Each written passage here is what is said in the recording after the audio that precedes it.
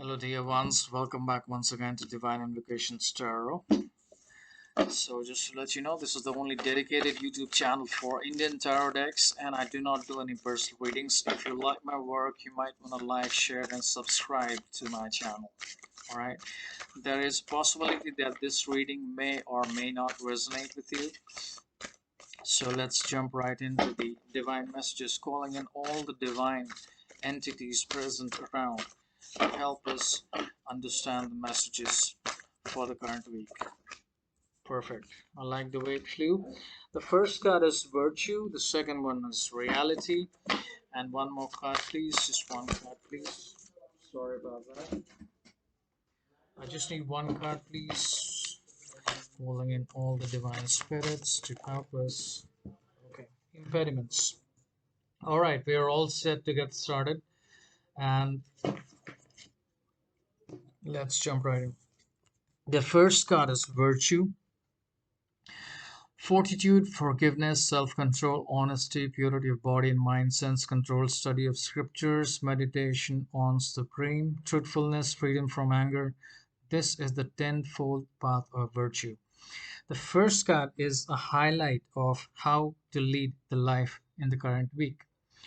So, now it's very easy for us to talk about good virtues. Good virtues is sowed only when your intentions, motives, the hidden motives are positive. Now, why are motives hidden? It's something which is very natural because people, when they try to communicate with others, especially, they do not reveal the true way and information is to be revealed.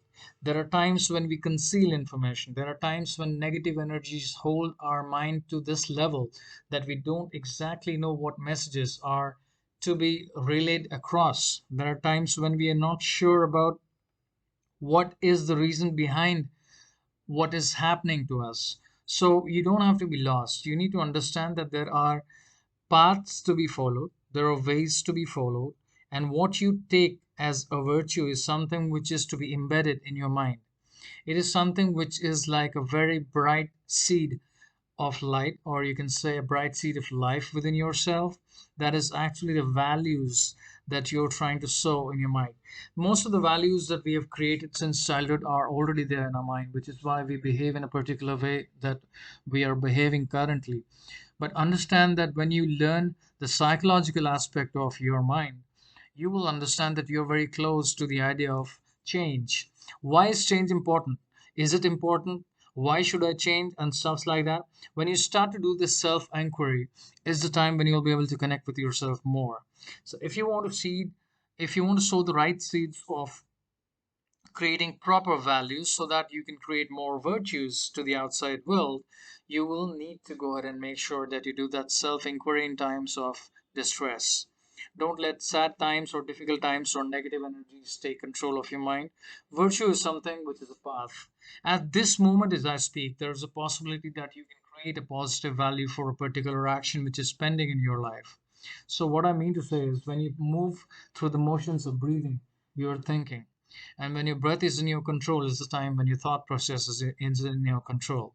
So understand that you have to create virtues which are good, not just to yourself, but to the society and others as a whole. Second card is reality.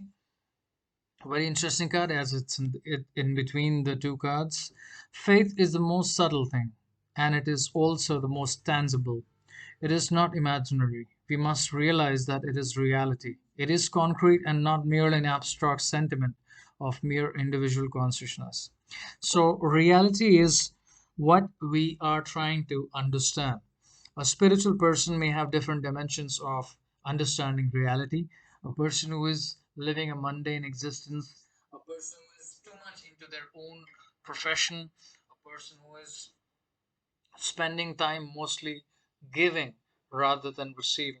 There are different people living different sorts of life. Now, what is your life is what you have brought yourself to.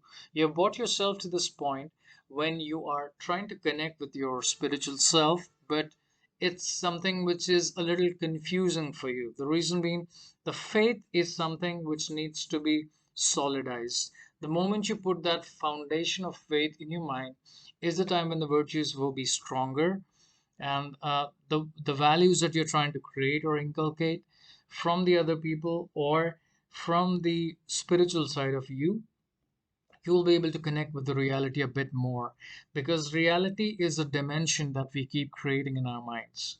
Now, let's not get into the science of it, because consciousness itself is illusion, as per a few scientific people. Now, what we do at a particular time is what we are choosing to do at that particular time. So understand that your faith will ensure that what you are doing at a particular time is fruitful for you. Now, it's not the energy in which you become self centered or egocentric, but that's the point when you start to develop that real faith in God that can help you pave the way for the future.